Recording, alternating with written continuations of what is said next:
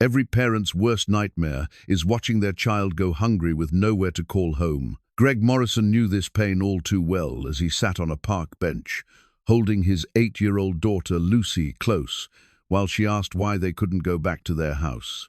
The cruel landlord had thrown them out that morning, and with his pride keeping him from calling his estranged parents, Greg had nothing left but a cardboard box of his grandfather's old belongings. Lucy, trying to comfort her father, began looking through the box of yellowed photographs and letters. That's when she found it, a small, ornate key taped inside an old envelope with a note written in grandfather's handwriting. The message was simple but mysterious, for when the family needs it most.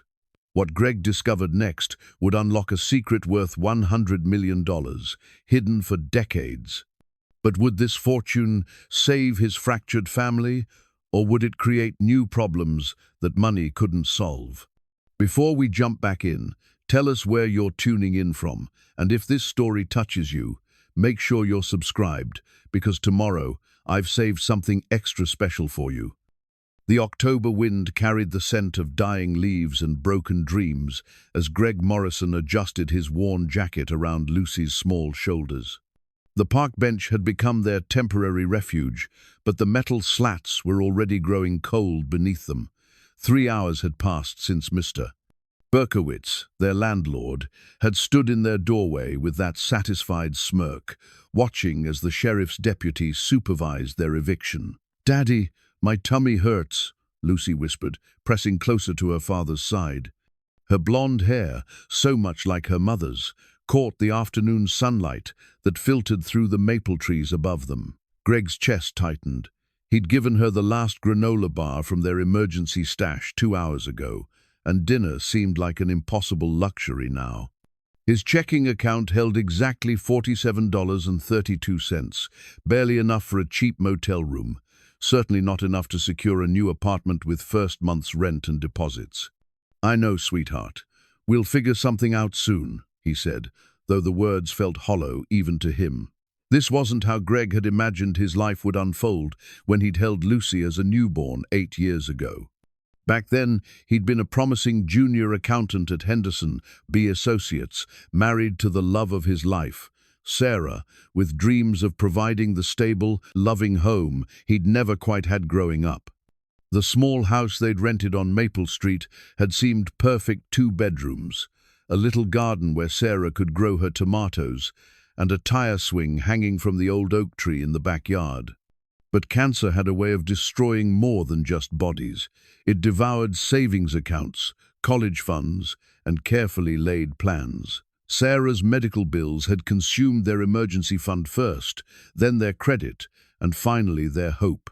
Even with insurance, the experimental treatments and specialists had cost more than Greg could ever have imagined. He'd liquidated his modest 401ek, sold Sarah's engagement ring, and worked overtime hours until his eyes burned, but it hadn't been enough.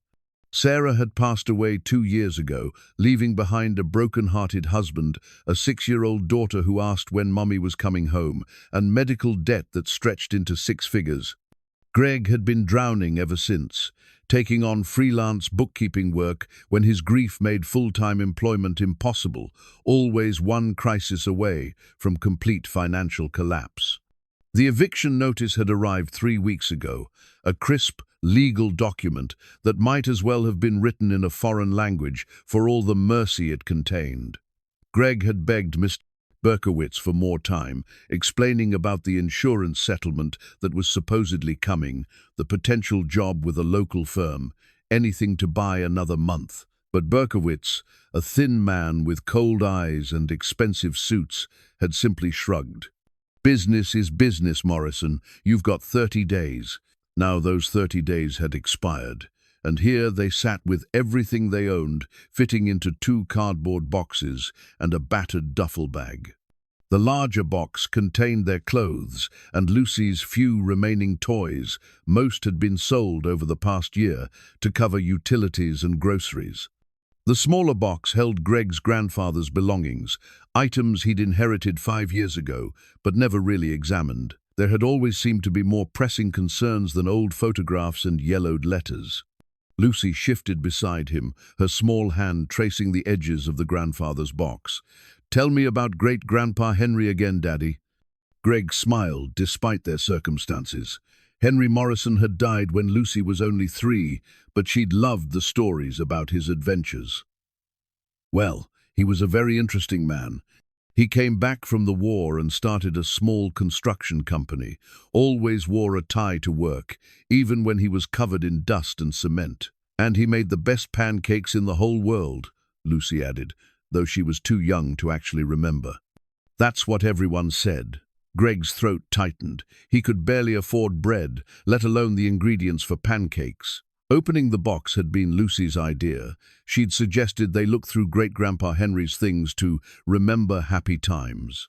Inside, Greg found the familiar collection of black and white photographs, military medals from World War II, and a bundle of letters tied with a faded blue ribbon. But there was something different about looking at these items now, something that caught his attention in a way it never had before.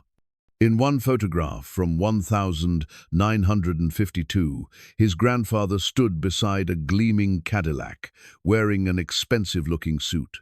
The man in the picture looked prosperous, confident, and well-dressed in a way that didn't match Greg's memories of the modest, hard-working grandfather he'd known.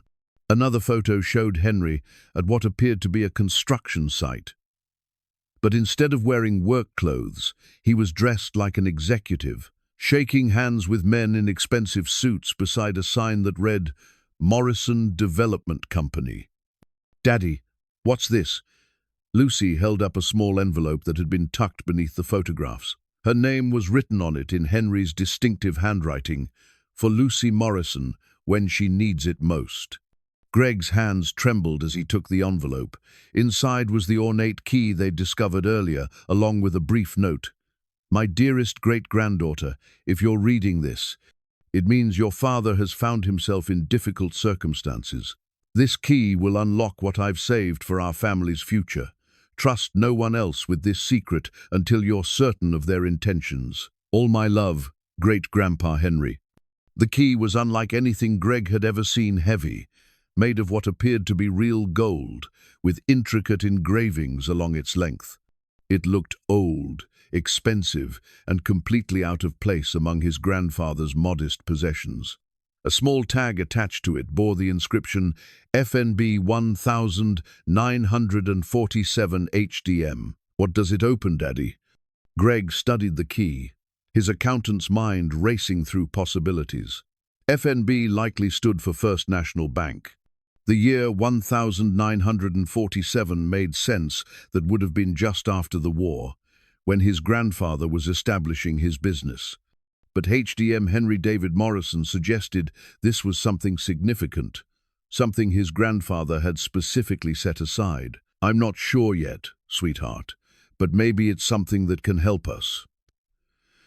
Lucy leaned against him, her small body warm and trusting. Great-Grandpa Henry was smart, wasn't he? Maybe he knew we'd need help someday. The innocence in her voice broke Greg's heart. At 8 years old, she shouldn't have to worry about where they'd sleep tonight or when they'd eat their next meal. She should be thinking about homework and playground games and what costume she wanted for Halloween. As the sun began to set, casting long shadows across the park, Greg made a decision. Tomorrow, he would take the key to First National Bank. He would swallow his pride and see if his grandfather had indeed left something that could help them.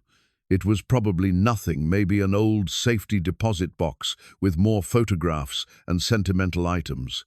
But it was the only lead they had, the only hope in a situation that seemed utterly hopeless. "Come on, Lucy, let's go find somewhere warm to spend the night."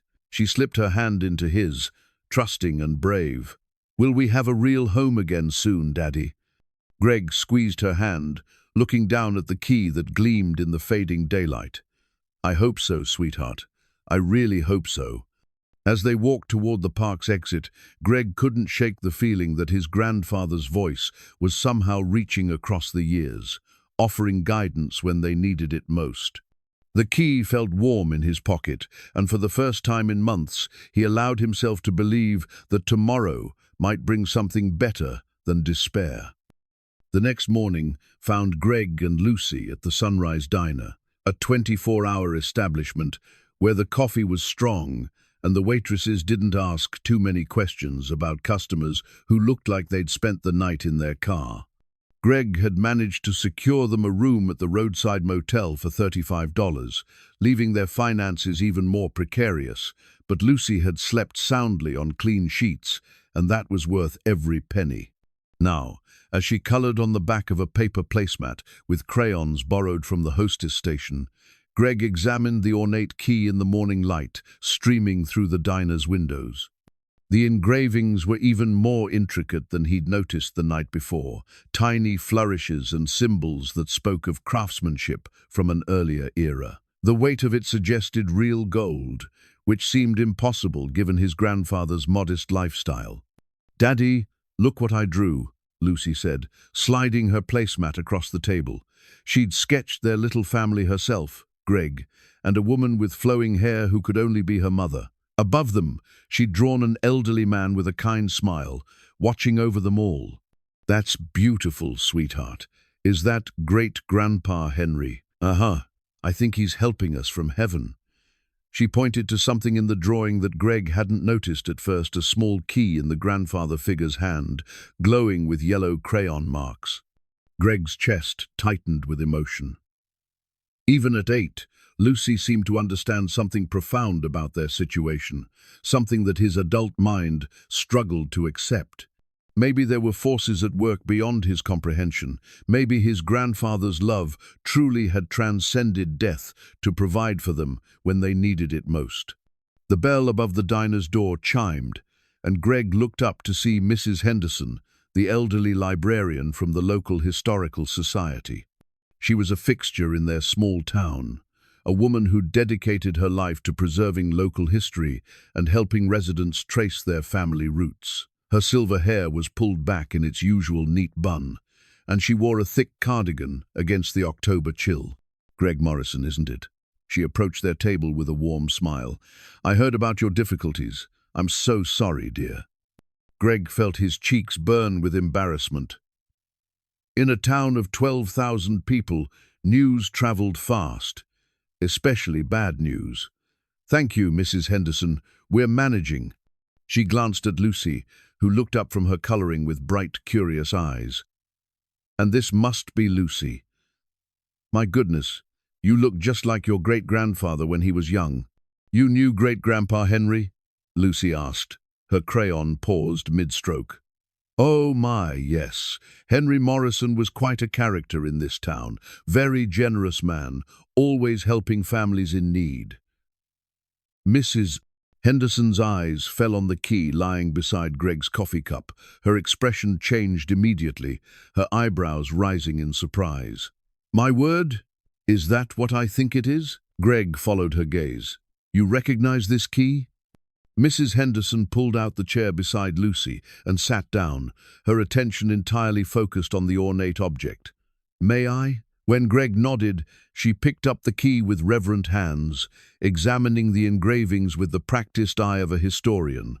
"This is a safety deposit box key from the 1940s, she said finally. "See these markings here? FNB stands for First National Bank, and this style of engraving was only used for their most exclusive accounts. Your grandfather must have been quite wealthy to afford one of these." Greg shook his head. "That's impossible. My grandfather was a construction worker. He lived in a small house on Elm Street, drove an old pickup truck. He wasn't wealthy."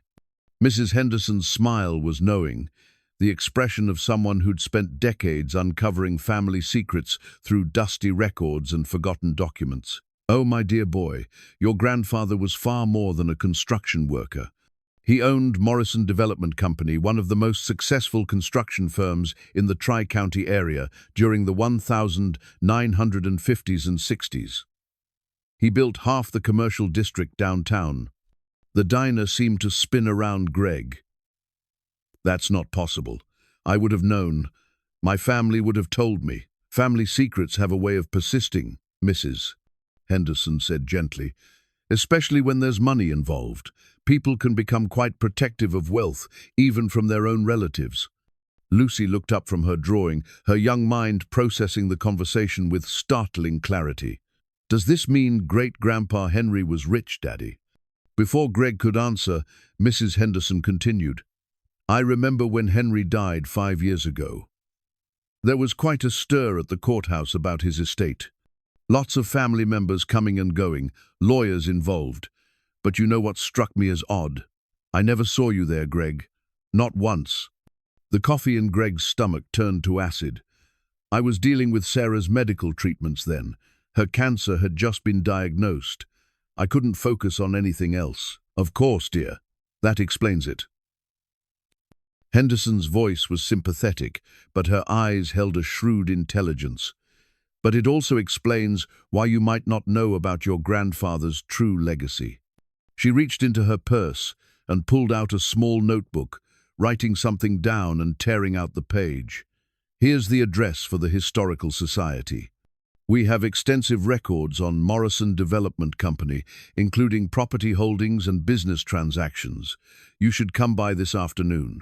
Greg took the paper with trembling hands. "Mrs. Henderson, what exactly are you saying?" The elderly woman stood, smoothing down her cardigan. "I'm saying that your grandfather was a very wealthy man who cared deeply about his family's future. That key in your hand isn't just a piece of metal, it's a legacy. The question is whether the rest of your family intended for you to inherit it." After she left, Greg sat in stunned silence, staring at the key while Lucy continued coloring. The implications of Mrs. Henderson's words were staggering. If his grandfather had been wealthy, if there truly was money set aside, then why had his family allowed him to struggle? Why had they let him lose his home, let him and Lucy become homeless, when help might have been available all along? The more he thought about it, the more the pieces began to fit together in disturbing ways. His parents, William and Margaret Morrison, lived in a large house on the wealthy side of town. His father drove a new luxury car every few years. His mother wore expensive jewelry and took frequent trips to visit relatives in other states. They'd always claimed their success came from his father's insurance business, but what if there was another source of income? What if they'd been benefiting from his grandfather's wealth while deliberately keeping Greg in the dark? The memory of his grandfather's funeral came flooding back with new significance. Greg had attended, of course, but he'd been distracted by Sarah's chemotherapy schedule and Lucy's needs as a 3-year-old. He remembered his parents and his Uncle Robert speaking in hushed tones with the lawyer, remembered documents being signed and discussions he wasn't included in. At the time, he'd assumed it was just typical funeral business, organizing the modest estate of a hard-working man. But what if it had been something much more significant? "Daddy, are you okay?" Lucy's voice brought him back to the present. She was looking at him with concern, her small hand reaching across the table to touch his arm. "I'm fine, sweetheart. Just thinking." He forced a smile, but his mind was racing. "Lucy, how would you like to take a trip to the library today? We're going to learn more about great-grandpa Henry." Her face lit up. "Can we find more pictures of him?" "Maybe. And maybe we'll find some answers to help us understand that key." As they left the diner, Greg felt a mixture of hope and dread settling in his chest. Hope that his grandfather had indeed provided for their future, and dread at what he might discover about his own family's role in keeping that future from them. The ornate key felt heavier in his pocket now, weighted not just with gold, but with the possibility that everything he thought he knew about his family had been a carefully constructed lie. The October wind whipped around them as they walked toward the Historical Society, and Greg couldn't shake the feeling that they were walking toward a revelation that would change their lives forever, for better or worse. The First National Bank's limestone facade stood imposingly on Main Street, its brass nameplate weathered by decades of Midwest seasons. Greg had driven past this building countless times throughout his life, never imagining he might one day walk through its doors, carrying a key that could change everything. Lucy gripped his hand tightly as they approached the heavy wooden doors. "It looks fancy, Daddy." "It does, doesn't it?" Greg's voice was steadier than his nerves. The morning at the Historical Society had revealed disturbing truths about his grandfather's wealth and his family's possible deception.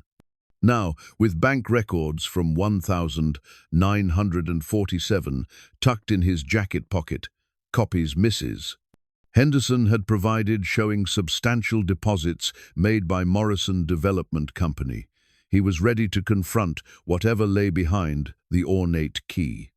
The bank's interior retained its old-world elegance, marble floors, brass fixtures, and teller windows that spoke of an era when banking was a relationship rather than a transaction. A receptionist with graying hair and kind eyes looked up from her desk as they approached. "Good afternoon. How may I help you?" Greg withdrew the key, his hand trembling slightly. "I believe this opens a safety deposit box here. It belonged to my grandfather, Henry Morrison."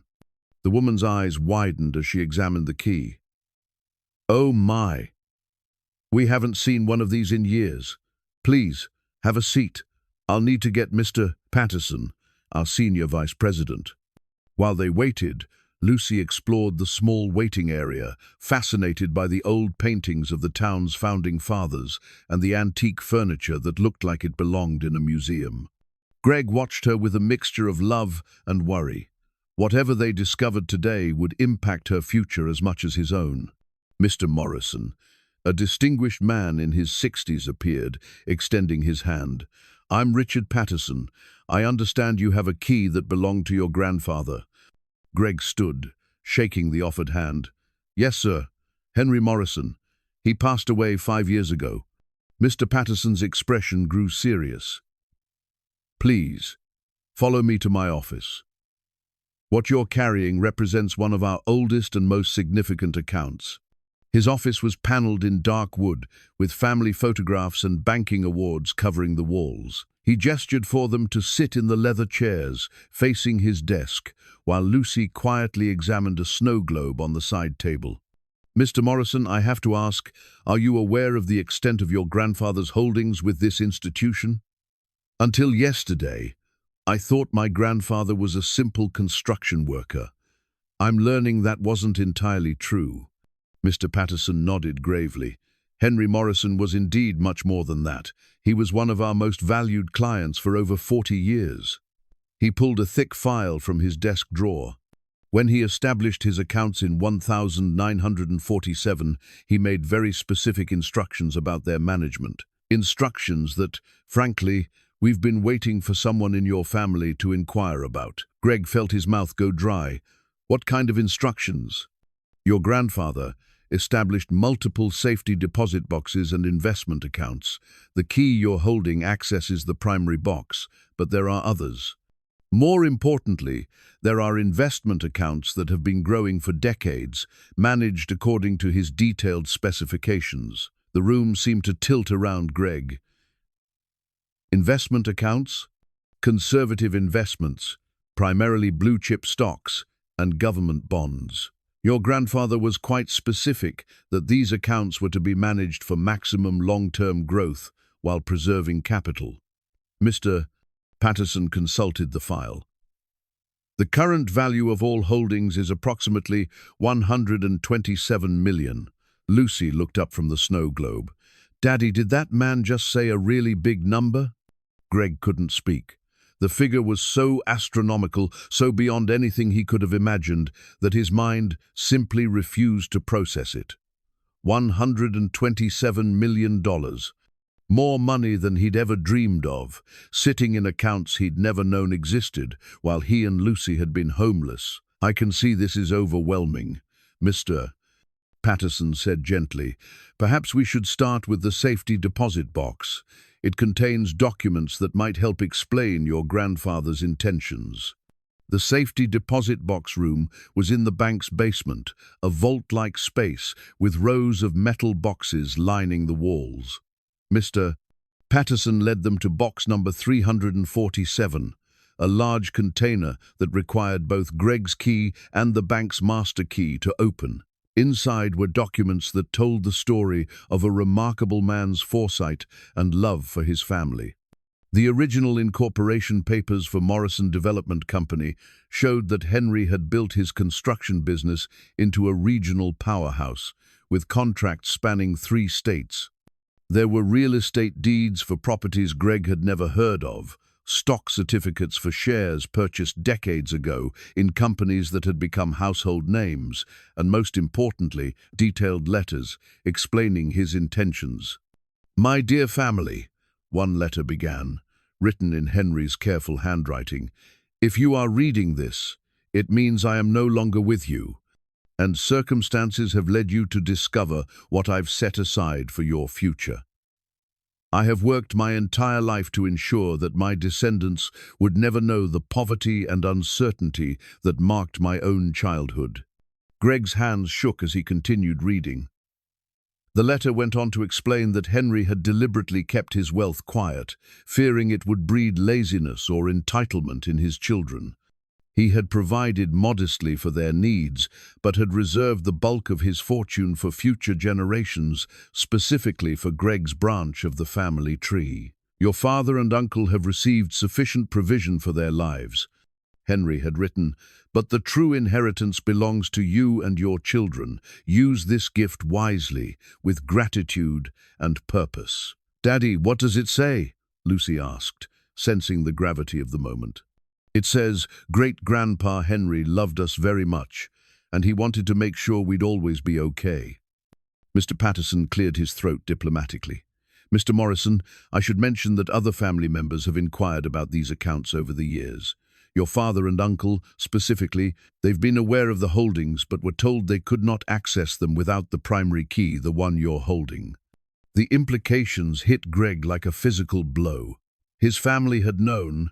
They'd known about the money while he struggled to pay for Sarah's medical treatments. They'd known while he worked 3 jobs and sold everything of value. They'd known while he and Lucy became homeless. "How long have they known?" Greg's voice was barely a whisper. "They've been receiving modest distributions from a separate trust your grandfather established for their lifetime care. But they've been asking about the primary inheritance for years, especially after your grandfather's death." Greg closed his eyes, trying to process the betrayal. His parents lived comfortably, not lavishly, but they'd never wanted for anything. They'd watched him struggle and had never offered more than token assistance, claiming their own financial limitations, all while knowing that millions of dollars sat in accounts he couldn't access because he didn't have a key that had been hidden among his grandfather's possessions. "Mr. Patterson, what exactly do I need to do to claim this inheritance? The process is relatively straightforward now that you have the key and can prove your identity. However, I should warn you that accessing these accounts will likely trigger notifications to other family members who have been monitoring them. There may be legal challenges." Greg looked at Lucy, who was quietly examining the old documents with the curiosity of a child who didn't yet understand that their lives had just been transformed. "Let them challenge it. My grandfather left this for us, and we need it." As they prepared to leave the bank, Mr. Patterson handed Greg a business card. "I'll begin the paperwork to transfer account access to you. In the meantime, I can arrange for immediate access to funds if you have pressing needs." Walking out of the bank an hour later, Greg felt like he was floating. In his pocket, along with the ornate key, was a cashier's check for $50,000, just a tiny fraction of his inheritance, but enough to secure housing and stability for Lucy.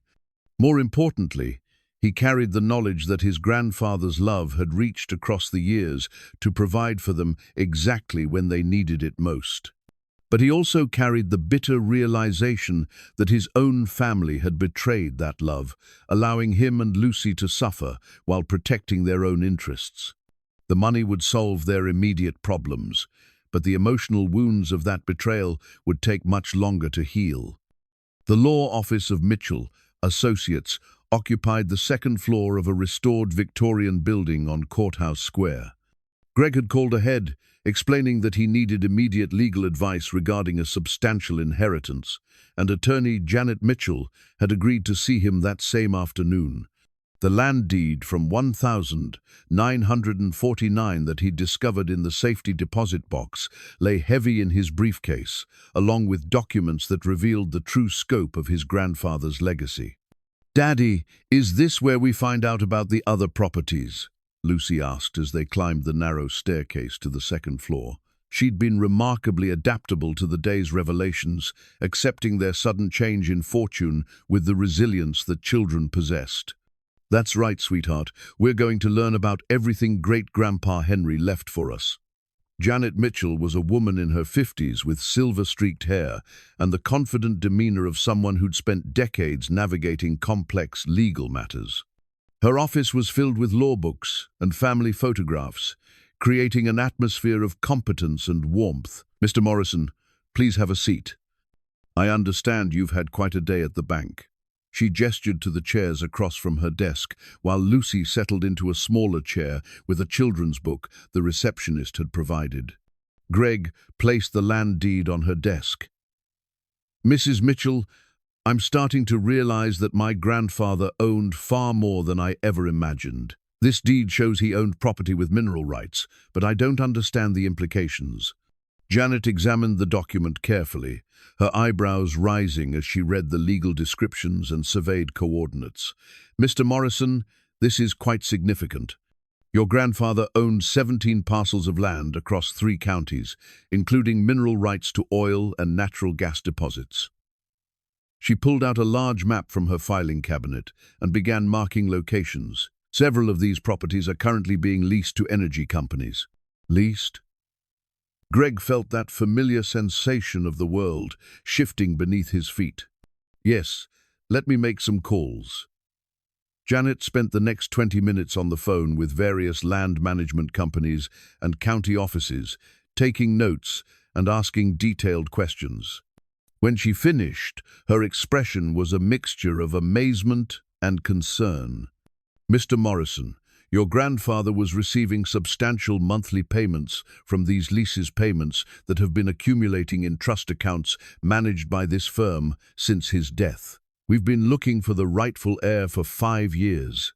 Greg stared at her. "How substantial?" "The monthly payments average about 180 over 5 years with accrued interest. You're looking at approximately 12 million in accumulated lease payments alone." Lucy looked up from her book. "Daddy, why do all these people keep saying really big numbers?" Janet smiled at Lucy before turning back to Greg. "There's more. Some of these properties have appreciated dramatically in value due to development in the surrounding areas. The property near the new shopping district is now worth about 8 million by itself." Greg slumped in his chair, overwhelmed. Between the bank accounts and these property holdings, he was learning that his grandfather had been worth well over 150 million. The scope of wealth was staggering, but more troubling was the growing realization of how many people had known about it. Mrs. Mitchell, who else knew about these lease payments? Her expression grew troubled. "That's where things become complicated. Your grandfather's will named your Uncle Robert as the executor of his estate. Robert has been overseeing the management of these properties and the accumulation of lease payments. He's been receiving detailed quarterly reports." The betrayal cut deeper with each revelation. Uncle Robert had been managing millions of dollars in Greg's inheritance, while Greg struggled to keep a roof over his family's head. Robert, who had always seemed modestly successful with his insurance business, had been sitting on a fortune that belonged to Greg and Lucy. "I need to understand something," Greg said carefully. "Why wasn't I notified about any of this when my grandfather died?" Janet consulted the file on her desk. "According to our records, the executor informed us that you were dealing with family medical issues and didn't want to be bothered with estate matters. He said he would handle everything and contact you when appropriate." Greg felt sick. Sarah had been undergoing chemotherapy, and he'd been consumed with her care and Lucy's needs. When Uncle Robert had offered to handle all the legal stuff related to grandfather's death, Greg had been grateful for one less burden. He'd trusted his family to act in his best interests. "Mrs. Mitchell, I need to see all the documents related to my grandfather's will and estate management." Of course, but I should warn you, this situation is going to create significant family conflict. Your uncle has been operating under the assumption that he was protecting these assets until you were in a better position to manage them. Protecting them? Greg's voice rose. My daughter and I were just evicted from our home. We spent last night in a motel room that cost more than we could afford. How is keeping us in poverty protecting anything? Janet's expression was sympathetic but professional. I'm not defending the decisions that were made, just explaining the legal position we're in. However, with the primary key to the safety deposit box and your grandfather's explicit instructions, you have a strong legal claim to immediate access to your inheritance. She pulled out a thick folder containing copies of all estate documents. Your grandfather's will is quite specific. While it names Robert as executor, it clearly states that the bulk of the estate is to go to your bloodline upon your discovery of the inheritance. It's almost as if he anticipated that his wishes might not be followed by the family. Greg studied the will, written in his grandfather's careful handwriting and properly witnessed. The language was clear. To my beloved grandson, Gregory Morrison, and his descendants, I leave the entirety of my business holdings, investment accounts, and real property to be revealed to them when they have need and are ready to receive this gift responsibly. He knew, Greg said quietly. Somehow, he knew that the family wouldn't tell me about this immediately. It appears so. Your grandfather was quite specific that you should inherit when you needed it most, not necessarily immediately upon his death. Lucy approached Greg's chair, sensing his emotional turmoil. Daddy, are you sad? He pulled her onto his lap, holding her close. Not sad, sweetheart. Just understanding some things about our family that I didn't know before. Janet continued explaining the legal situation. The good news is that as the named heir with possession of the primary key, you have immediate legal standing to claim your inheritance. The challenging news is that this will likely result in a significant dispute with your uncle and possibly your parents. What do I need to do? I'll file the necessary paperwork with the probate court to establish your claim and remove Robert as executor. We'll also need to conduct a full audit of all estate assets to ensure everything is accounted for. Given the amounts involved, I'd recommend hiring a forensic accountant. As they prepared to leave the law office, Janet handed Greg a thick packet of documents. Mr. Morrison, I want you to understand what you're facing. Your family has had control over a fortune for 5 years. People don't give up that kind of money easily, even when it was never legally theirs. Walking back to their car, Greg felt the weight of knowledge and responsibility settling on his shoulders. The money would solve every practical problem they faced, but it would also force him to confront the reality that his family had chosen financial gain over his and Lucy's welfare. Daddy, will we have a house soon? Lucy asked as he buckled her into the car seat. Yes, sweetheart. We'll have a beautiful house, and you'll have your own room, and we'll never have to worry about having enough food or a warm place to sleep. But even as he made that promise, Greg wondered what price they would ultimately pay for claiming what was rightfully theirs. The money came with the burden of understanding that those who should have protected them had instead protected themselves, and that knowledge would be harder to bear than any amount of poverty. That evening, in their modest motel room, Greg sat cross-legged on the floor with Lucy as she carefully arranged the love letters from 1945 that they'd found in the deepest corner of the safety deposit box. The correspondence between Henry and his wife Eleanor revealed a side of his grandfather that Greg had never known, a romantic, thoughtful man who'd planned for his family's future with the same care he'd shown in courting his bride. Daddy, great-grandpa Henry wrote really pretty letters, Lucy observed, holding up one of the delicate pages. Though she couldn't read the flowing script, she could sense the love that radiated from every carefully penned word. He did, sweetheart, and they tell us a lot about how he built our family's future. Greg had been reading the letters chronologically, watching his grandparents' relationship unfold against the backdrop of post-war America. But it was the financial details woven throughout the correspondence that truly amazed him. Henry hadn't stumbled into wealth, he'd constructed it methodically, investment by investment, with the precision of a master craftsman. My dearest Eleanor, one letter from December 1947 read, "The government contract for the Veterans Housing Project has been approved. With this success, I've been able to invest in 3 more parcels of land outside town, as well as shares in that new company making television, Zenith Corporation. Every dollar we save and invest now will compound for our children and grandchildren. I want our family to never know the fear of poverty that marked my childhood." Another letter, dated March 1949, revealed even more strategic thinking. The Marshall Plan is creating opportunities for construction companies willing to think beyond local projects. I've partnered with firms in Chicago and Detroit to bid on larger contracts. We're also investing in this new concept called shopping centers, imagine stores all gathered in one place with abundant parking.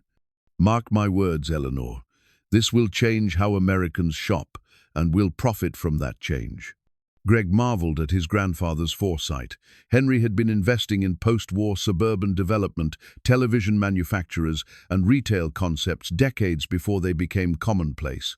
More importantly, he'd been documenting his reasoning, leaving a trail of financial wisdom that read like a masterclass in long-term wealth building. "Listen to this, Lucy," Greg said, finding a particularly touching passage. Great-Grandpa Henry wrote, "I'm setting aside special accounts that our children won't access directly. Instead, these investments will grow for our grandchildren and great-grandchildren. I want young Gregory to have choices in life that I never had, and I want his children to know that they are loved across generations." Lucy looked up from the letter she'd been examining. "He was thinking about me before I was even born." "He was thinking about you before your daddy was even born. That's how much he loved our family." The motel room phone rang, startling them both. Greg hesitated. Very few people had this number, and most calls lately had brought bad news. But he answered on the 4th ring. "Greg, it's your father." William Morrison's voice carried an edge Greg had rarely heard before. His father was usually composed, diplomatic, the successful insurance broker who'd built his reputation on calm professionalism. Tonight, he sounded strained. "Hello, Dad. We need to talk. Robert called me about your visit to the bank today and to Janet Mitchell's office." Greg felt his jaw tighten. News travels fast. "This is a small town, son. When someone claims $100 million inheritance, people notice." William's voice carried a mixture of concern and something else, fear, perhaps. "Your mother and I would like you to come to dinner tomorrow night. We need to discuss this situation before it goes any further." "What situation, Dad?" "You mean the situation where I discovered that my grandfather left me a fortune that the family has been hiding from me for 5 years. A long pause. "It's complicated, Greg. There are things you don't understand. Then explain them to me. Not over the phone. Come to dinner. Bring Lucy. We'll talk about everything." After hanging up, Greg sat quietly for several minutes, processing the conversation. His father's tone had been carefully controlled, but Greg sensed desperation underneath. For the first time in his life, he held power in their family dynamic, and his father knew it. "Was that Grandpa William?" Lucy asked. She'd met Greg's parents only a handful of times over the years, always at awkward family gatherings where conversation felt forced and artificial. "Yes, he wants us to come to dinner tomorrow." "Will there be enough food?" Lucy's question, innocent and practical, cut straight to Greg's heart. His 8-year-old daughter had learned to worry about basic necessities, while his parents lived in abundance, built partly on money that should have prevented Lucy's hunger. "There will be plenty of food, sweetheart. More than we could ever eat." That night, after Lucy had fallen asleep, Greg continued reading through the love letters and financial documents. The picture that emerged was of a man who'd not only built considerable wealth, but who'd also anticipated family conflicts over that wealth. In one letter from 1953, Henry had written to Eleanor about his concerns regarding their adult children. William and Robert are good men, but they lack vision beyond their immediate comfort. They see money as something to spend on status and pleasure, not as a tool for building lasting security. I fear that if they control the family fortune, it will be dissipated within a generation. Better to preserve it for Gregory's line, where I see more wisdom and character. Greg wondered how his grandfather had developed such insight into personalities that wouldn't fully manifest for decades. Had he seen something in the young William and Robert that predicted their eventual selfishness? Or had he simply understood human nature well enough to anticipate that sudden wealth might corrupt those who hadn't earned it? The most revealing letter was dated just months before Henry's death in 2020. His handwriting had become shakier, but his mind remained sharp. "Eleanor, my time grows short, and I worry about our family's future. The boys have grown comfortable with the modest distributions I've provided, but they don't understand the full scope of what I've built. I've hidden the primary inheritance where only Gregory will find it, and only when he truly needs it. If I'm right about his character, he'll use this gift to heal our family rather than destroy it. If I'm wrong, at least Lucy will have security for her entire life." Greg closed his eyes, feeling the weight of his grandfather's faith in him. Henry had bet the family's entire future on Greg's character, trusting that he would handle sudden wealth with wisdom and compassion. It was a responsibility that felt heavier than any amount of money. As he prepared for bed, Greg made a decision about tomorrow's dinner with his parents. He would go, he would listen to their explanations, and he would try to understand their perspective. But he would also make it clear that the days of family secrets and hidden fortunes were over. Lucy deserved better than a family divided by greed and deception.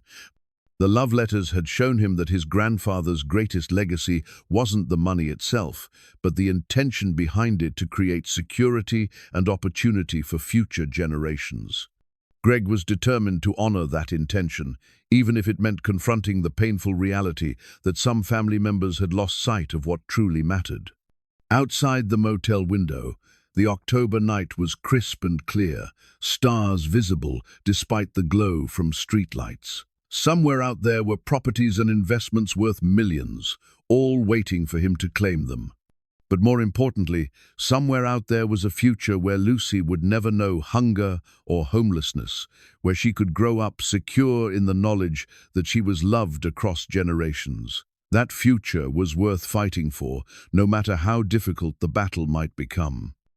The next afternoon, Greg sat in Janet Mitchell's office, staring at stock certificates that looked like elaborate pieces of art from another era. The certificates, dated throughout the 1950s, represented shares in companies he recognized as household names today: IBM, General Electric, Coca-Cola, and dozens of others. What amazed him wasn't just their current value, but the foresight his grandfather had shown in selecting companies that would dominate American business for decades. These certificates alone are worth approximately $47 million, Janet explained, consulting her calculator and current market prices. Your grandfather bought shares in IBM when it was primarily making punch card machines. He invested in McDonald's when Ray Kroc was still convincing skeptics that fast food could be standardized. He seemed to have an uncanny ability to identify transformative companies before they transformed. Lucy sat quietly in the corner chair, working on a coloring book that Janet's secretary had provided. She'd grown accustomed to these meetings, where adults discussed numbers too large for anyone to truly comprehend. But Greg noticed she'd drawn several pictures of families living in big houses with lots of windows and colorful gardens. "What I don't understand," Greg said, "is why these certificates were in the safety deposit box instead of being managed by a brokerage firm. Wouldn't it have been easier to track their value and collect dividends electronically?" Janet smiled knowingly.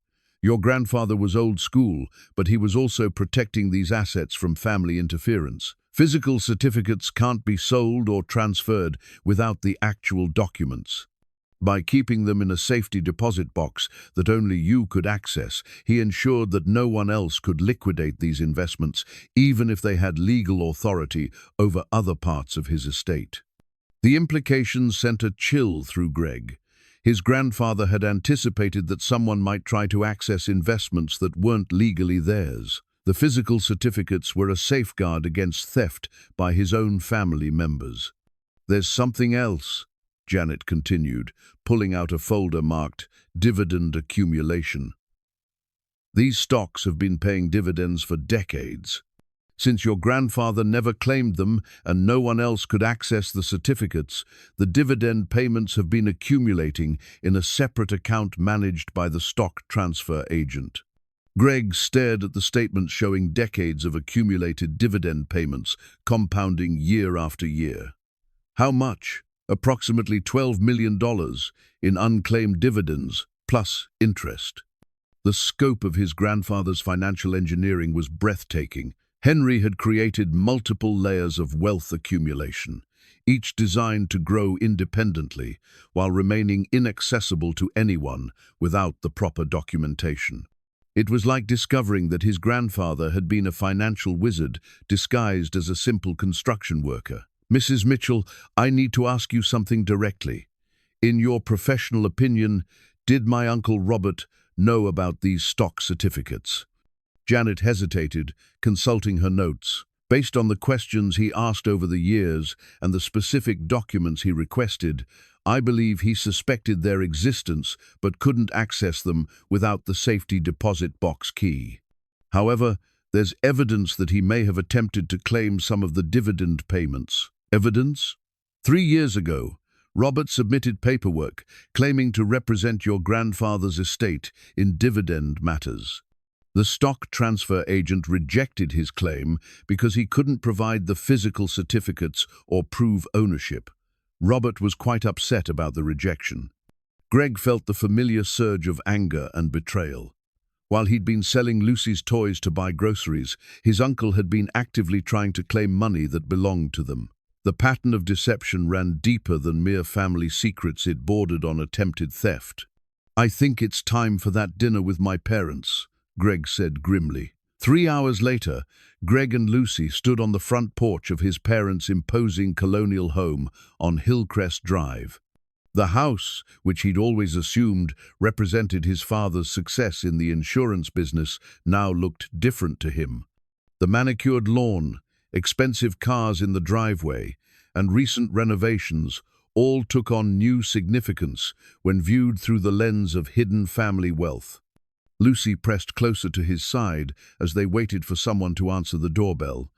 "Daddy, this house is really big." "Yes, it is, sweetheart." Margaret Morrison opened the door with a smile that seemed forced around the edges. Greg's mother was an elegant woman in her 70s who prided herself on maintaining appearances, but tonight her usual composure seemed strained. "Gregory, Lucy, please come in. We're so glad you could join us." The dining room table was set with the good china and crystal glasses that Greg remembered from special occasions during his childhood. His father, William, sat at the head of the table, looking older than Greg remembered. Uncle Robert was also present, along with his wife Susan, creating an atmosphere that felt more like a family tribunal than a dinner invitation. "Lucy, sweetheart, would you like to watch cartoons in the living room while the adults talk?" Margaret suggested, her voice overly bright. "I'd rather stay with Daddy," Lucy said quietly, instinctively sensing the tension in the room. "Of course," Greg said, pulling out a chair for her. "Lucy stays with me." The meal proceeded with stilted conversation about weather and local news, everyone carefully avoiding the obvious reason for the gathering. It wasn't until dessert was served that William finally addressed the elephant in the room. "Greg, we need to discuss this situation with your grandfather's estate." "You mean the estate worth over $100 million that you've been hiding from me for 5 years, while my daughter and I struggled to survive?"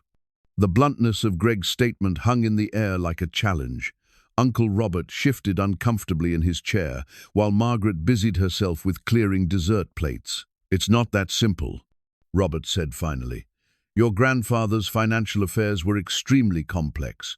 We were trying to protect you from getting overwhelmed while you dealt with Sarah's illness and Lucy's needs. Protect me? Greg's voice rose despite his effort to remain calm.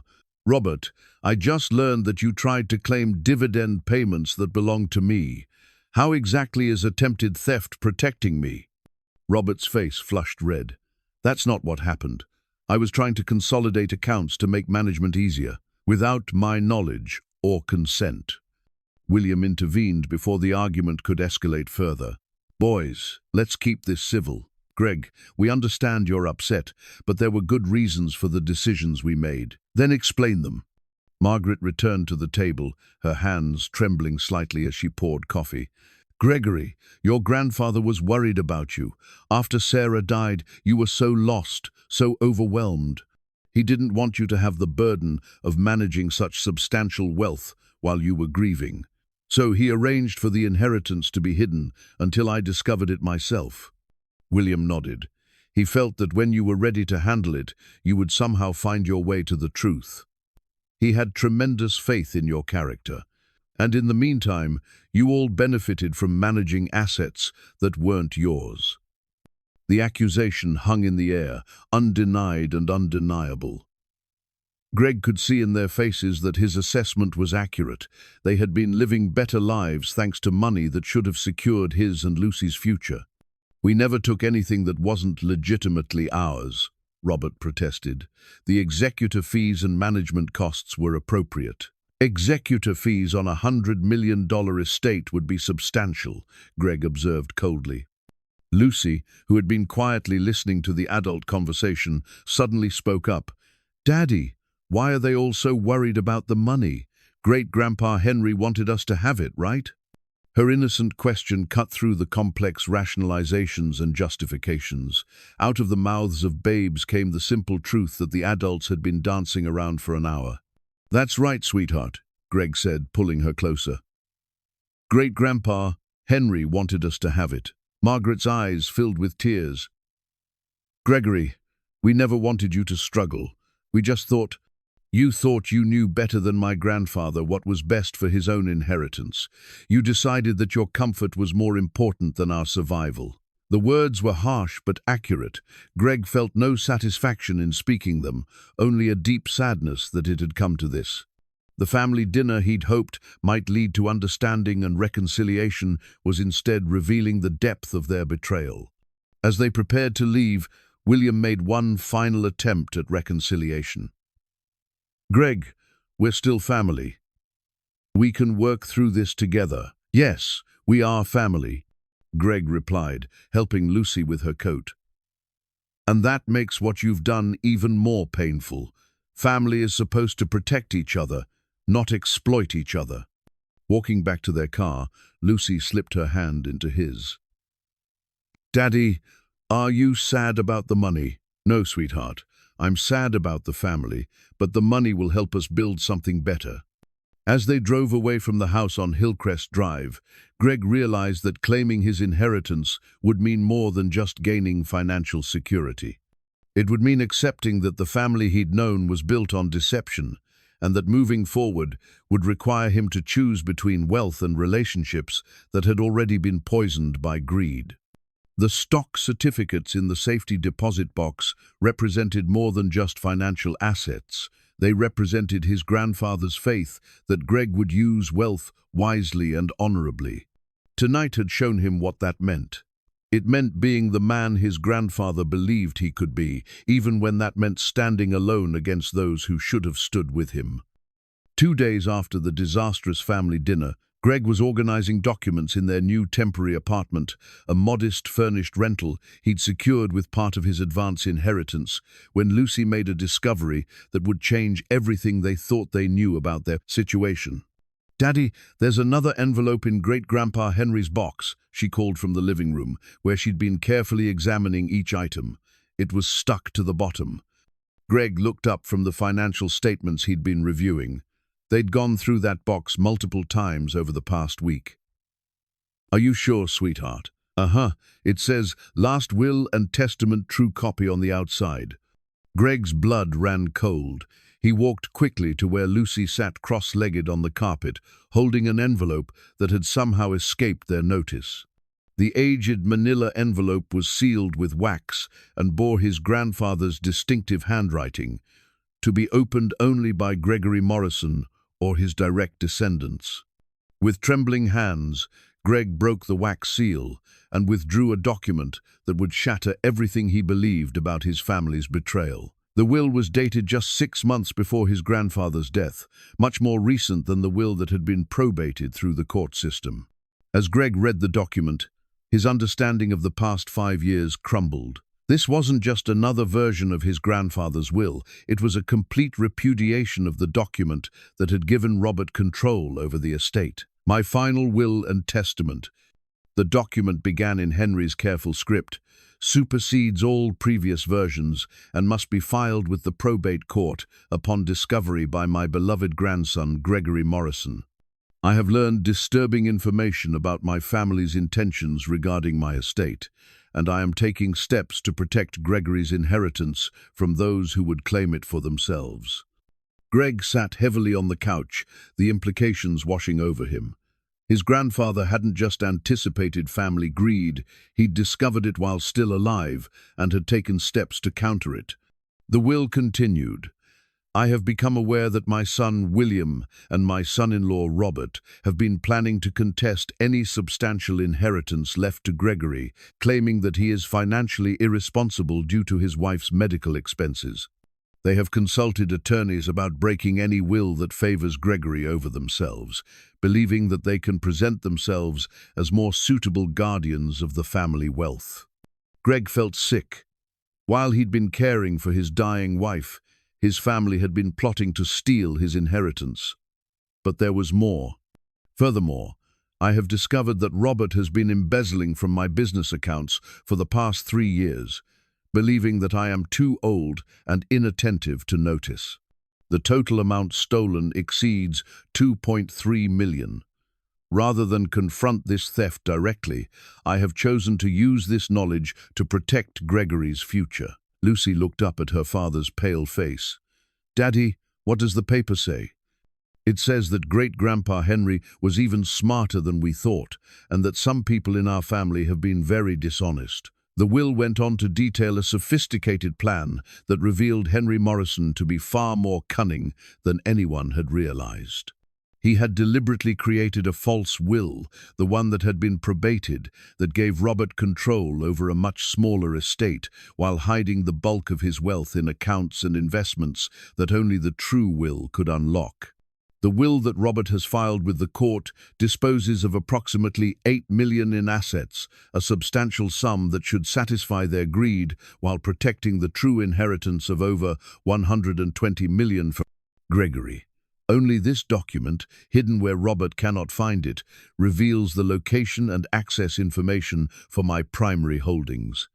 Greg realized that his grandfather had essentially created a decoy estate, allowing his family to steal what they thought was everything while protecting what really mattered. It was a masterpiece of misdirection that had taken 5 years to fully reveal itself.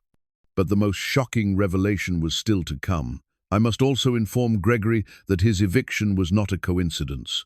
Through my business contacts, I have learned that Robert approached Gregory's landlord, Mr. Berkowitz, with an offer to purchase his rental properties at above-market prices. The condition of this sale was that Gregory Morrison specifically be evicted before the transaction could proceed. Robert's plan was to force Gregory into financial desperation, making him more likely to accept a small settlement from the estate rather than fighting for his full inheritance. The room spun around Greg.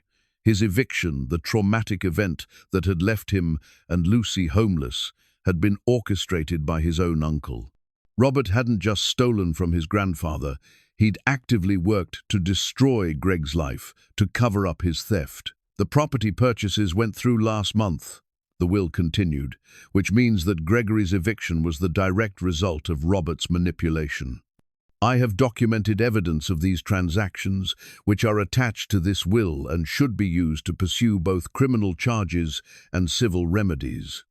Greg looked at the attachments his grandfather had included, photocopies of contracts, bank statements, and correspondence that painted a picture of calculated cruelty. Robert had spent months planning Greg's downfall, using stolen money to purchase the properties that would make him homeless. Lucy abandoned her coloring and climbed onto the couch beside her father, sensing his distress. "Daddy, are you crying?" Greg wiped his eyes, not realizing that tears had begun to fall. "I'm just sad about some things our family did to us." "Sweetheart, but Great-Grandpa Henry stopped them, right? That's why he hid the real will?" Out of the mouths of babes again. Lucy had grasped the essential truth. Their grandfather had anticipated the betrayal and had protected them from it, even reaching from beyond the grave to ensure justice. The final section of the will provided specific instructions for Greg's next steps. Gregory must file this will with the probate court immediately upon discovery. The previous will should be declared fraudulent, and Robert should be removed as executor. More importantly, the evidence of embezzlement and the orchestrated eviction should be turned over to law enforcement. Justice delayed is not justice denied. It is simply justice that arrives when it is most needed. There was also a personal message that brought fresh tears to Greg's eyes. "Gregory, if you are reading this, it means that you have endured the hardships I could not prevent, but could only prepare you to overcome. Your suffering was not meaningless. It has revealed who your true friends are and has prepared you to handle wealth with the wisdom that only comes from understanding poverty. Use this inheritance not just to secure your own future, but to help others who face the struggles you have endured. Make me proud, not just as your grandfather, but as a man who believes in justice and family." As Greg finished reading, he realized that everything he'd experienced over the past week, from the discovery of the key to the painful family dinner, had been orchestrated by his grandfather's posthumous plan. Henry had known that Robert would reveal his true nature when threatened with losing control of the estate, and he'd provided Greg with the tools to seek justice. But claiming justice would mean more than just recovering stolen money. It would mean sending his uncle to prison and destroying what remained of their family relationships. The inheritance came with a choice: pursue the truth and accept the consequences, or allow the injustice to stand for the sake of family peace. Looking at Lucy, who was quietly drawing a picture of a man with a halo watching over a father and daughter, Greg knew what his decision would be. His grandfather had endured months of knowing about his family's betrayal in order to protect Lucy's future. The least Greg could do was honor that sacrifice by ensuring that justice was served. The secret will wasn't just a legal document, it was a final gift from a man who'd loved his family enough to see them clearly, even when that clarity revealed uncomfortable truths. Henry Morrison had given Greg not just wealth, but the knowledge and tools necessary to protect that wealth from those who would abuse it. Now it was Greg's turn to prove worthy of his grandfather's faith by doing what was right, regardless of the personal cost. The legal power of attorney document dated 1963 lay on Janet Mitchell's desk like a smoking gun, its implications reverberating through the conference room where Greg, Janet, and District Attorney Sarah Chen had been meeting for the past 2 hours. The document revealed that Henry Morrison had anticipated family treachery decades before it occurred, and had taken extraordinary steps to protect his grandson's inheritance. "This changes everything," D.A. Chen said, adjusting her reading glasses as she examined the meticulously crafted legal document. "Your grandfather essentially created a parallel legal structure that bypassed your family's control entirely. This power of attorney gave his attorney Mitchell's predecessor authority to act on behalf of your inheritance, independently of any family oversight." Janet nodded grimly. "My father handled this account until his retirement in 2015, then passed it to me with strict instructions. We've been waiting for you to discover the truth for 5 years, maintaining these secret accounts and investments exactly as your grandfather specified." Greg felt overwhelmed by the revelation that an entire legal team had been working on his behalf without his knowledge following instructions from a man who died years ago. So, the attorney who handled my grandfather's public estate was following a completely different set of instructions, Janet confirmed. Robert thought he was controlling your grandfather's entire estate, but he was actually managing less than 10% of the true holdings. The bulk of everything was being preserved through this separate legal structure. Lucy sat quietly in the corner of the conference room, working on homework that her new school had assigned. Despite the adult conversation happening around her, she seemed more interested in her math problems than in the legal complexities that would determine their future. Greg envied her ability to focus on simple, concrete problems with clear solutions. DHN spread out the evidence documents that Henry's true will had provided. The embezzlement case against Robert is airtight. We have bank records, forged signatures, and a pattern of theft spanning 3 years. But what makes this particularly egregious is the orchestrated eviction. Using stolen money to manipulate someone into homelessness crosses the line from white-collar crime into something much more personal and cruel. "What kind of charges are we looking at?" Greg asked, though part of him dreaded the answer. For Robert, we're talking about multiple felony counts: embezzlement, fraud, conspiracy, and potentially racketeering. If we can prove that others in your family were aware of the scheme. Your father's involvement is less clear, but there's evidence he knew about the property purchases that led to your eviction. Greg closed his eyes, trying to process the reality that his family members might face serious prison time. 6 months ago, his biggest worry had been paying rent. Now he was learning that his relatives were career criminals who'd targeted their own family. "There's something else we need to discuss," Janet said carefully. "The scope of your actual inheritance is larger than we initially calculated. Your grandfather's investments have been managed so conservatively and successfully that the current value exceeds $180 million. The number hit Greg like a physical blow. $180 million. More money than most people could imagine, let alone spend in a lifetime. It was wealth that would transform not just his and Lucy's lives, but potentially the lives of everyone they touched. "Daddy, that's an even bigger number than before," Lucy observed without looking up from her homework. "Yes, it is, sweetheart." DHN leaned forward, her expression serious. "Mr. Morrison, I need you to understand what pursuing these charges means. This will become a very public case. Wealthy family members stealing from each other always attracts media attention. Your uncle, and possibly your father, will face significant prison sentences. There will be no going back to family relationships as they were. And if I don't pursue charges, then Robert keeps the money he stole, your family continues to benefit from their deception, and you set a precedent that theft is acceptable as long as it's kept within the family."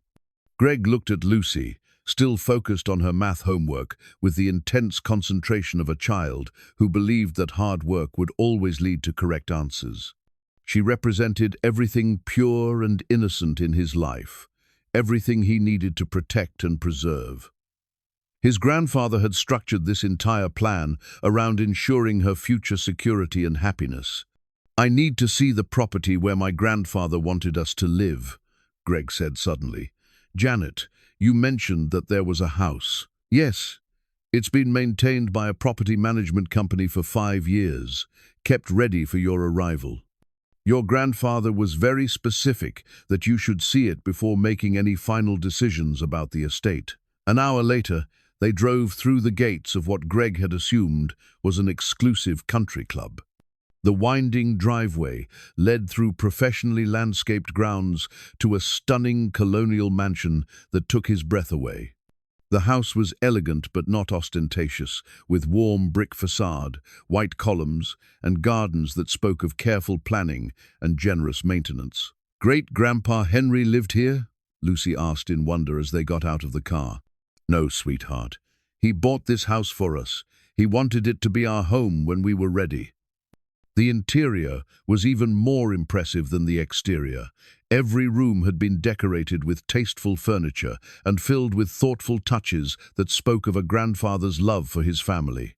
Lucy's bedroom was painted in soft pastels, with built-in bookshelves and a window seat overlooking the gardens. Greg's office contained a mahogany desk and leather-bound books, but also family photographs and a letter addressed to him. "My dear Gregory," the letter began, "if you are reading this in the house I prepared for your family, it means that you have successfully navigated the challenges I could not spare you from experiencing. This house is not a reward for your suffering, but a foundation for your future happiness.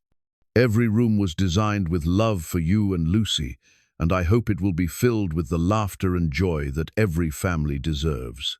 Lucy ran from room to room, marveling at spaces that seemed designed specifically for her happiness. The playroom contained toys and games, the kitchen had been stocked with child-friendly snacks, and the backyard featured a swing set and sandbox that would have been perfect for a child her age.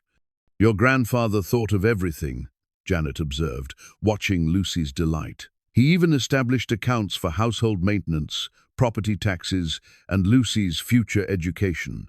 This house comes with enough money to maintain it properly for the rest of your lives." Standing in the master bedroom that overlooked the gardens where Lucy was now exploring, Greg felt the full weight of his grandfather's love and planning.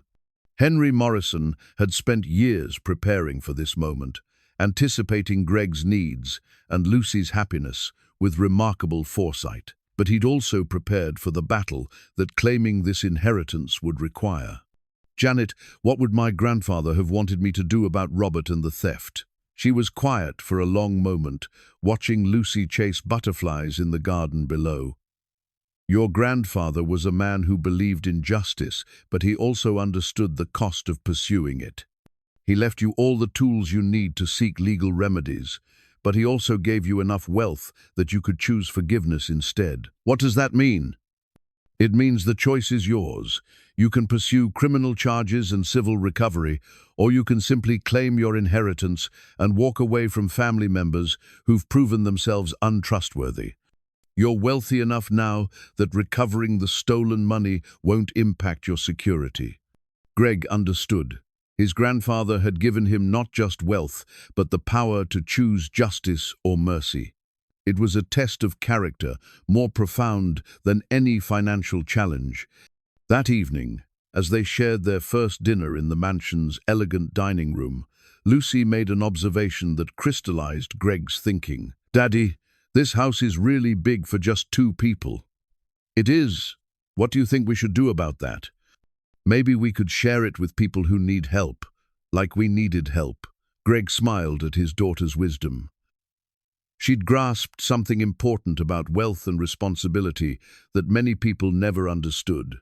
Money wasn't just about personal comfort, it was about the capacity to help others and make positive change in the world. As he tucked Lucy into her new bedroom that night, Greg realized that his decision about pursuing charges against Robert wasn't really about money or justice. It was about what kind of man he wanted to be and what kind of world he wanted to help create for his daughter. His grandfather had given him the tools for justice and the resources for mercy.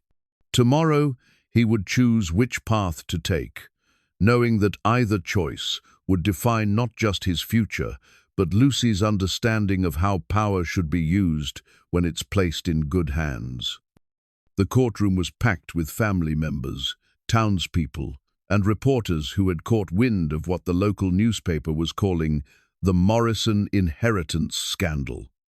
Greg sat at the plaintiff's table with Janet Mitchell, holding his grandfather's personal journal from 1964, the final artifact that would determine his family's fate. The journal contained entries that painted a heartbreaking picture of an elderly man's growing awareness of his family's greed and his desperate attempts to protect his grandson's future. Greg had spent the previous night reading every entry, watching his grandfather's hope slowly transform into bitter disappointment as he uncovered the depth of his family's betrayal. October 15th, 1964. One entry read in Henry's increasingly shaky handwriting, I caught Robert going through my business files again today.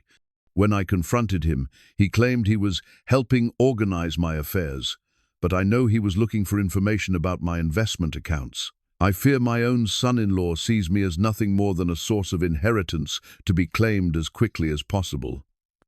Lucy sat in the gallery behind Greg, holding the hand of Sarah Chen, the kind district attorney who had offered to watch her during the proceedings. Despite the seriousness of the situation, Lucy had brought along a drawing she'd made of her great-grandfather, a smiling figure surrounded by hearts, and the words, "Thank you for loving us." Judge Patricia Hartwell called the court to order, her expression grave as she surveyed the packed courtroom. We're here today to resolve several related matters involving the estate of Henry Morrison, allegations of fraud and embezzlement, and the validity of conflicting wills.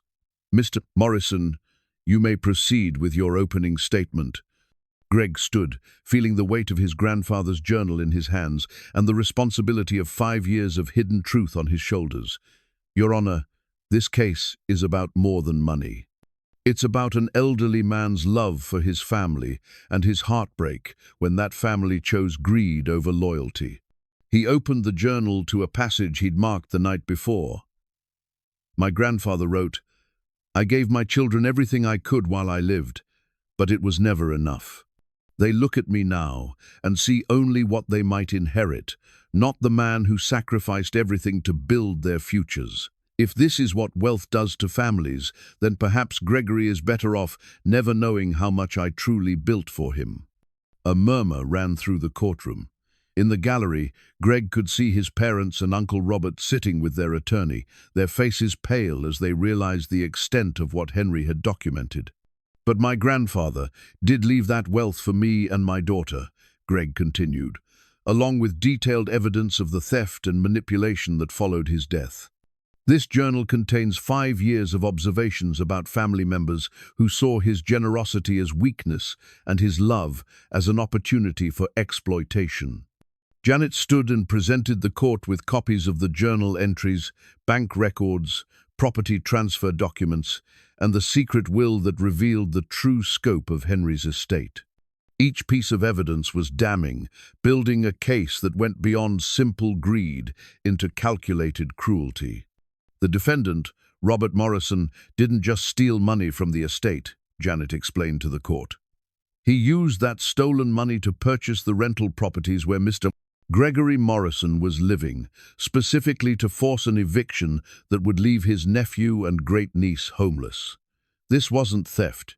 It was a coordinated attack on a grieving family's stability. Robert's attorney, a nervous man in an expensive suit, attempted to argue that his client had been trying to consolidate family assets for more efficient management, but the evidence was overwhelming. The journal entries showed that Henry had been aware of Robert's theft and had deliberately created a paper trail to protect Greg's inheritance. December 3rd, 1964. Greg read from another journal entry. Robert asked me again today about updating my will. He suggested that Gregory might not be emotionally stable enough to handle substantial wealth, given his wife's illness. I told him that Gregory's compassion and dedication to his family are exactly the qualities that make him worthy of inheritance. Robert's suggestion that grief makes a man weak shows how little he understands about love and character. The most powerful moment came when D.A. Chen presented evidence of the property scheme that had led to Greg and Lucy's eviction. Bank records showed Robert using embezzled funds to purchase buildings from Mr. Berkowitz, with contracts specifically requiring the eviction of Gregory Morrison and any dependents before the sale could be completed. This wasn't coincidence, D.A. Chen told the court. This was a deliberate attempt to force Mr.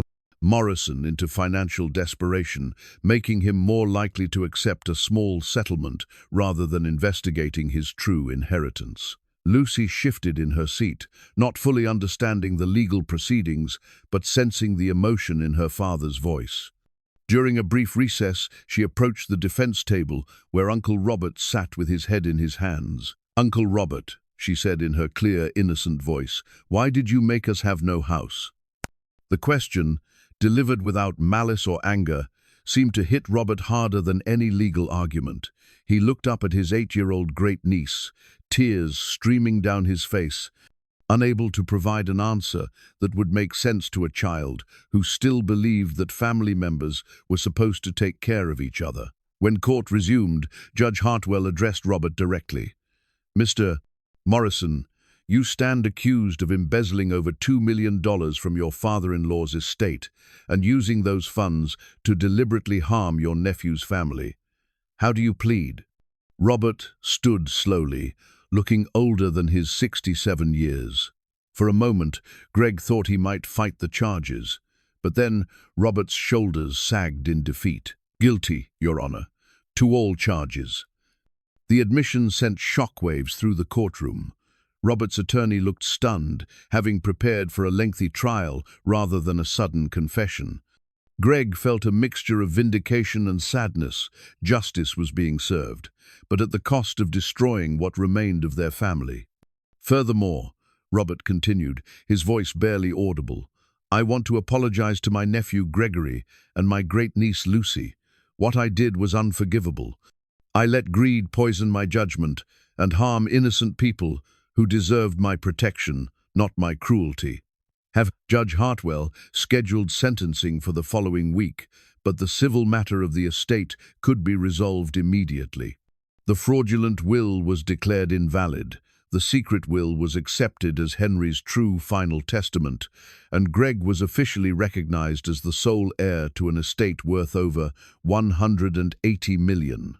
As they left the courthouse, Greg carried both his grandfather's journal and the legal documents that secured Lucy's future. The money would solve every practical problem they faced, but the emotional cost of claiming it would take much longer to process. Outside, reporters shouted questions about his plans for the inheritance and his feelings about his uncle's confession.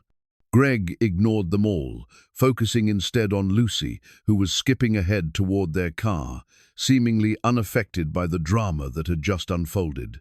"Daddy," she called back to him, "can we go home now? I want to show Great-Grandpa Henry's picture our new house." Greg smiled, realizing that Lucy had already grasped the most important truth of the day. They finally had a home, not just a house, but the security and stability that came from knowing they were loved across generations. His grandfather's journal had documented years of family dysfunction, but it had also preserved a record of unwavering love for Greg and Lucy. Justice had been served, but more importantly, Henry Morrison's faith in his grandson had been vindicated. Greg had handled sudden wealth with dignity, pursued truth despite family pressure, and protected his daughter's future while maintaining his own integrity. The inheritance was finally, officially, and completely theirs. The brass keys to grandfather's hidden home felt warm in Greg's palm as he and Lucy stood before the most beautiful house either of them had ever seen. The Victorian mansion on Oakwood Boulevard had been maintained in perfect condition for 5 years, waiting for this moment when Henry Morrison's true vision for his family's future would finally be revealed. "This is really ours, Daddy?" Lucy whispered, her small hand reaching for the ornate doorknob that matched the key her great-grandfather had hidden for them to find. "It really is, sweetheart." The front door opened to reveal a foyer that looked like something from a fairy tale: polished hardwood floors, a sweeping staircase with carved banisters, and crystal chandeliers that cast rainbow patterns on the walls. But what made Greg's throat tighten with emotion were the personal touches. Framed photographs of him and Lucy throughout the years. Furniture that perfectly matched their tastes, and fresh flowers in every room that suggested someone had been preparing for their arrival. "Mr. Morrison?" A kind-faced woman in her 60s appeared from the kitchen, wearing an apron and carrying a plate of chocolate chip cookies that were still warm from the oven. "I'm Mrs. Patterson. I've been taking care of this house for your grandfather, waiting for you and Lucy to come home." Greg stared at her in amazement. "You've been maintaining this house for 5 years? Your grandfather hired me in 2019, just before he passed. He told me that someday his grandson and great-granddaughter would need a real home. And when that day came, Everything should be perfect for them. She smiled at Lucy, who was staring at the cookies with obvious hunger. He described you both so well that I feel like I already know you. As they toured the house, Mrs. Patterson explained Henry's incredible attention to detail.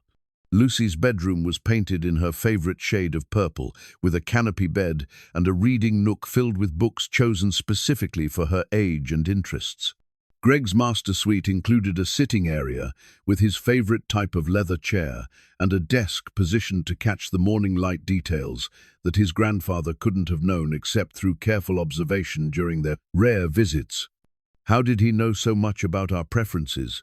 Greg asked, running his hand along the smooth surface of a mahogany bookshelf. "He visited your old house many times," Mrs. Patterson said gently, "not to interfere but to watch and learn. He wanted to understand what made you both happy so he could recreate that happiness here. He told me that love requires attention to small details." In the kitchen, Lucy discovered a cookie jar shaped like a teddy bear, exactly like one she'd lost when they were evicted. The refrigerator was stocked with her favorite foods, and the pantry contained ingredients for the simple meals that Greg knew how to cook well. Every detail spoke of a grandfather's love, expressed through careful preparation. "There's something else, Mrs. Patterson said, leading them to the living room where a large envelope rested on the mantelpiece. "He left specific instructions that you should read this after you'd seen the house." Greg opened the envelope with trembling hands, revealing one final letter from his grandfather, not a legal document this time, but a personal message from grandfather to grandson. "My dearest Gregory and Lucy," the letter began, "if you are reading this in the house I prepared for you, then my plan has succeeded beyond my greatest hopes. You have discovered not just my financial legacy, but proof of my love for you both. This house is not a monument to wealth, it is a foundation for happiness."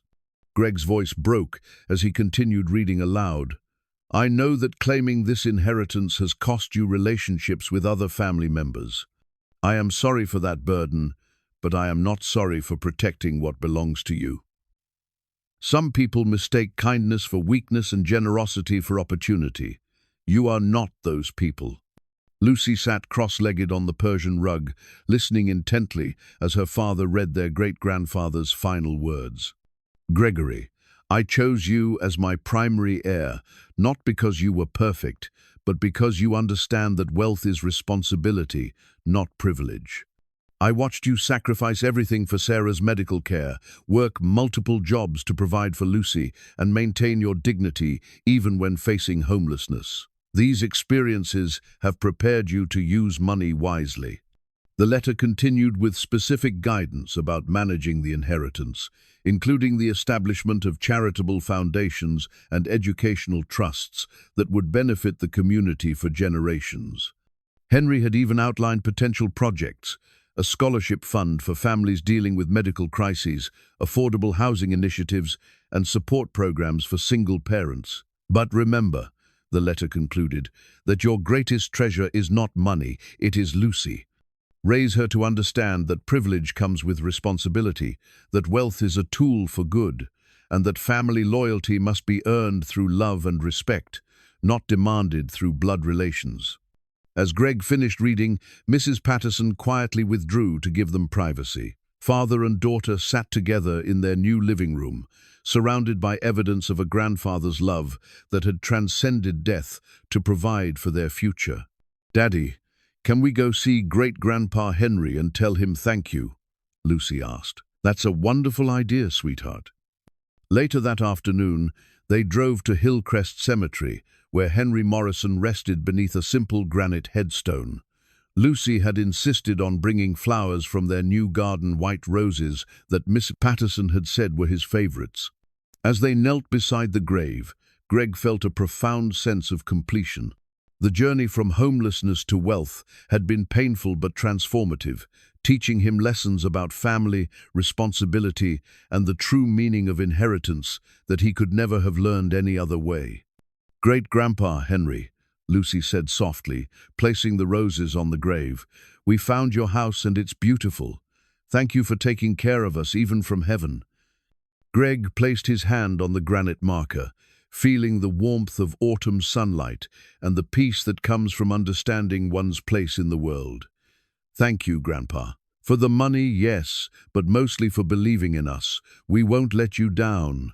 A gentle breeze rustled the leaves of the oak tree that shaded Henry's grave, and for a moment, Greg could almost feel his grandfather's presence, not as a ghost or supernatural visitation, but as the living influence of love that continues to shape lives long after the lover has departed. Standing to leave, Greg realized that their story was just beginning. The inheritance had ended their immediate struggles, but it had also given them the resources and responsibility to help others facing similar challenges. They had become custodians of Henry Morrison's vision for a world where families protected each other and wealth served love rather than destroying it. As they walked back to their car, Lucy slipped her hand into his. "Daddy, I think Great-Grandpa Henry is happy that we're together." "I think so too, sweetheart. I think so too." The keys to their new home, their real home, jingled softly in Greg's pocket as they drove away from the cemetery. Behind them, white roses bloomed on the grave of a man whose love had reached across time to transform his family's future. Ahead of them lay the responsibility and joy of using that gift wisely, guided by the wisdom of a grandfather who had understood that the greatest inheritance is not money, but the example of how to live with purpose and love. 6 months later, the Morrison Family Foundation occupied a restored building on Main Street, its mission statement etched in brass beside the front entrance. To provide security and opportunity for families facing unexpected hardship, in honor of Henry Morrison's belief that love requires action. Inside, Greg Morrison worked at a desk that had once belonged to his grandfather, surrounded by thank you letters from families who had received assistance during their darkest hours. Lucy, now 9 years old and thriving in her new school, burst through the office door with the enthusiasm that had become her trademark since their lives had stabilized. She carried a painting she'd created in art class, a family portrait that included not just her and Greg, but ghostly figures of her mother and great-grandfather watching over them with expressions of pride and love. "Daddy, look what I made. Mrs. Henderson helped me with the painting technique." Lucy held up her artwork, beaming with the confidence of a child who had learned that she was loved across generations. "It's beautiful, sweetheart. I think we should hang it in the main lobby so everyone can see how talented you are." Greg studied the painting, marveling at how his daughter had captured something profound about their family's story. The way love persisted beyond death and transformed lives across time. The foundation had distributed over $15 million in its first 6 months, helping families avoid foreclosure, covering medical expenses that insurance wouldn't pay, and providing educational scholarships for children whose parents were struggling financially. Every recipient was required to meet with Greg personally, not because he didn't trust his staff, but because he wanted to understand each family's story and learn from their experiences. "Mr. Morrison?" Sarah Chen appeared in the doorway, no longer serving as district attorney but now as the foundation's executive director. She had left her position in law enforcement after realizing that preventing financial crises could be more effective than prosecuting the crimes that often resulted from desperation. "The Williams family is here for their follow-up appointment." Greg smiled, remembering the young couple who had faced bankruptcy when their infant son required emergency surgery. The foundation had covered their medical bills and helped them restructure their finances, but more importantly, it had given them hope during the darkest period of their lives. "Send them in. Lucy, would you like to hear how baby Thomas is doing?" The Williams family, David, Maria, and 8-month-old Thomas, entered the office with expressions of gratitude that reminded Greg why his grandfather's inheritance had been about much more than personal wealth. Baby Thomas was healthy and growing, David had found stable employment, and Maria was completing nursing school with the foundation's educational support. "Mr. Morrison, we can never thank you enough," Maria said, holding her son with the fierce protectiveness of a mother who had almost lost everything. 6 months ago, we thought we were going to lose our home and our hope. Now Thomas is healthy, and we're building the future we always dreamed of." "The thanks belong to my grandfather," Greg replied, gesturing to Henry's portrait on the wall. "I'm just carrying out his vision for how wealth should serve families." After the Williams family left, Greg and Lucy walked home through the tree-lined streets of their neighborhood. The Victorian mansion had become not just their residence, but a gathering place for extended family of choice. Mrs. Patterson, who had become like a grandmother to Lucy, Sarah Chen, who joined them for dinner twice a week, and the various families who had been helped by the foundation and remained part of their ever-expanding circle of love. The relationship with Greg's blood relatives remained complicated but slowly healing. His parents had begun attending family counseling, working to understand how their financial anxieties had led them to make decisions that hurt their own family. Uncle Robert was serving a reduced sentence in minimum security prison, but had written heartfelt letters of apology that suggested genuine remorse for his actions. "Daddy, do you think Great-Grandpa Henry knew we would help other families?" Lucy asked as they climbed the front steps of their home. "I think he hoped we would. That's why he left us so much money, not so we could buy lots of expensive things, but so we could share with people who need help." That evening, as had become their tradition, Greg and Lucy sat in the living room, reading together before bedtime. Tonight's book was a biography of Andrew Carnegie that Greg hoped would help Lucy understand the responsibility that came with inherited wealth. But more importantly, it was time they spent together, father and daughter, building the strong relationship that would guide Lucy as she grew up with advantages her father had never known. "Daddy, when I grow up, will I help families too?" "Only if you want to, sweetheart. The foundation will be yours someday, but you'll get to decide how to use it. Great-Grandpa Henry trusted our family to make good choices, and I trust you to continue that tradition. I want to help kids who don't have enough food, like we didn't have enough food that day in the park." Greg's throat tightened with emotion. At 9 years old, Lucy was already developing the empathy and social consciousness that would make her worthy of Henry Morrison's faith in their family line. As he tucked Lucy into her canopy bed, the one that had been waiting for her in their grandfather's house, Greg reflected on the journey that had brought them here. A year ago, they had been homeless and desperate, sitting on a park bench with nothing but a cardboard box of old belongings. Tonight, they were secure in a beautiful home, surrounded by love, and empowered to help others avoid the struggles they had endured. The new family portrait that Lucy had painted hung on the wall above her bed, its ghostly figures of Henry and Sarah seeming to watch over her with expressions of eternal love. Greg kissed his daughter's forehead and whispered the prayer that had become their nightly ritual. "Thank you for the family that loves us, for the home that shelters us, and for the chance to help others find their way to safety." Walking to his own bedroom, Greg paused at the window that overlooked the gardens where Lucy played each afternoon. The grounds were beautifully maintained, but they were also functional vegetable gardens that provided fresh food for both their family and the community food bank. Play areas where children from the families they helped could enjoy safe recreation, and quiet spaces where parents could find peace during difficult times. On his nightstand lay the latest letter from Henry's attorney, confirming that the foundation's work was exceeding all expectations and that the inheritance would continue growing for generations to come. But more meaningful were the photographs that surrounded the legal documents, pictures of families who had been helped, children who were thriving, and parents who had found hope again.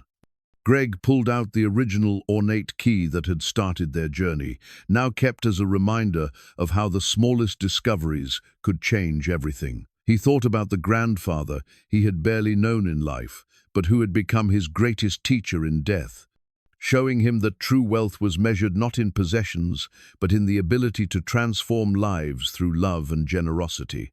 Outside his window, the October moon cast silver light on the gardens, where Lucy would wake tomorrow and continue building the happy childhood that Henry Morrison had planned for her. Inside the house, 3 generations of family love continued their influence. Henry through his financial legacy, Sarah through the values she had instilled in Greg, and Greg through the security and guidance he was providing for Lucy. The inheritance had been claimed, the family secrets had been revealed, and justice had been served.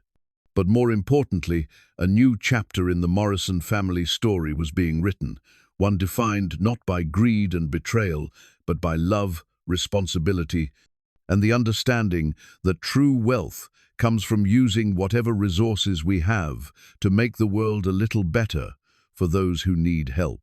As Greg drifted off to sleep in the home his grandfather had prepared for them, he smiled at the thought that somewhere, somehow, Henry Morrison was proud of the man his grandson had become and the future his great-granddaughter would inherit. The first 100 million secret had been revealed, but its greatest value wasn't in the money itself. It was in the proof that love, when expressed through thoughtful action, could reach across time to transform lives and heal the wounds that life inevitably inflicted on every family.